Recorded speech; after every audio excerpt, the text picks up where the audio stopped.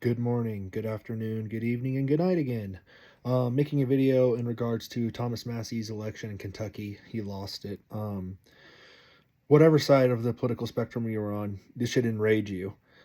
We just had a foreign lobby, APAC, sit here and say and lie to our faces for 2 years after he was on Tucker Carlson 2 years ago talking about everybody having an APAC guy. They came out and said, oh, we don't have any sort of political power in America. Well, they just spent $33 billion with Miriam Adelson and Singer to get old Thomas Massey out of office. Obviously, there is a Jewish lobby. Obviously, there's an Israeli lobby. They are lobbying to get out people who are talking badly about them. But you ever wonder why Thomas Massey is the only person voting against all of the other Republicans in office, and everybody in the Uniparty and Democrats are voting 230 Senate seats to one to Thomas Massey? He's the only one that's fighting against one bill, while all of them are all voting for the same thing. I thought there was a Republican and Democratic rift, but yet why are they voting for all the same bills? This is the problem with America. Thomas Massey was trying to expose all of these pedophiles that are in our government, and he was also trying to go for bills that we'd only have one law in the bill instead of having, say, 15 laws in one bill. So that way, when I'll give you the example like he had used in his interview that he did with Owen Schroyer recently, how he basically says that there was a $200 million bill increase, or maybe it was $200 billion increase for military spending, but in the same exact bill, there was a $400 million or $400 billion increase on trans surgeries for the youth. So Republicans took that and said, "Oh my God, Thomas Massey doesn't want to vote for the $200 million or $200 billion it's going to go toward military spending. He wants to endorse children being having sex changes." And that's exactly the problem. You have people on one side who support something, but then in the same bill, they're having to go and conflict between something else.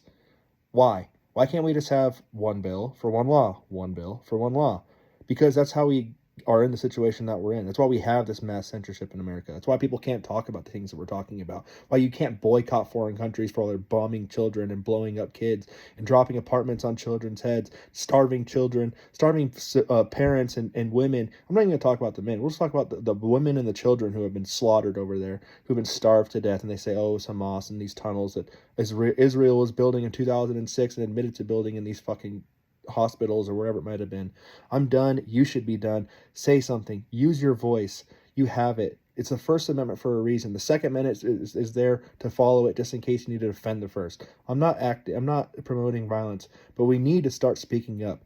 Quit posting bullshit online. Go and call your politicians. Send an email. Do exactly what the Israeli government is doing with our government. Dress up nice. Go stand in front of Congress. Make a change. Use your voice. You sitting outside and screaming at fucking buildings all damn day and holding a sign outside is not doing anything.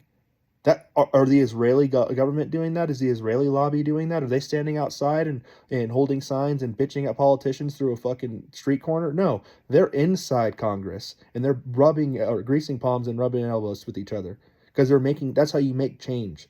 You don't just sit here and scream at each other online. We're not fighting. We're fighting each other. We're not fighting them.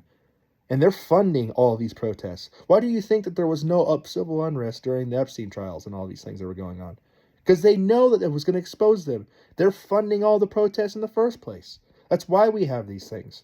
If people were truly upset about kids being touched and molested in America, then don't you think that they'd be upset about kids being blown up on the other side of the world? If that didn't move the needle, what else is going to move the needle? Obviously, Americans don't care about things happening to their own kids unless they're told to be outraged about it. More Americans care more about children in our country who aren't even from here getting separated from their families than they are caring about white girls from America getting separated from their families and being sex trafficked. This is disgusting. Wake up. You have a duty as a civilian to use your voice. There was people, our forefathers literally overthrew the government over tea. Because of tea. And here you are, knowing that your politicians and the people above you are touching children, and you are not saying anything. Nothing. Wake up. Do something for your kids. Do something for the next generation. Quit being so selfish. Get the fuck off of your phone and go and do something. Create change. Don't be violent. Use your voice. Use your words. Group up together and use your voice. You have more power than you think that you do. There's a lot more of us than there is them. Again, I love you all. Bless you all. Stay safe. And again, use your voice for good. Free Palestine. End all aid to Israel. America only. Let's get it. Take this country back.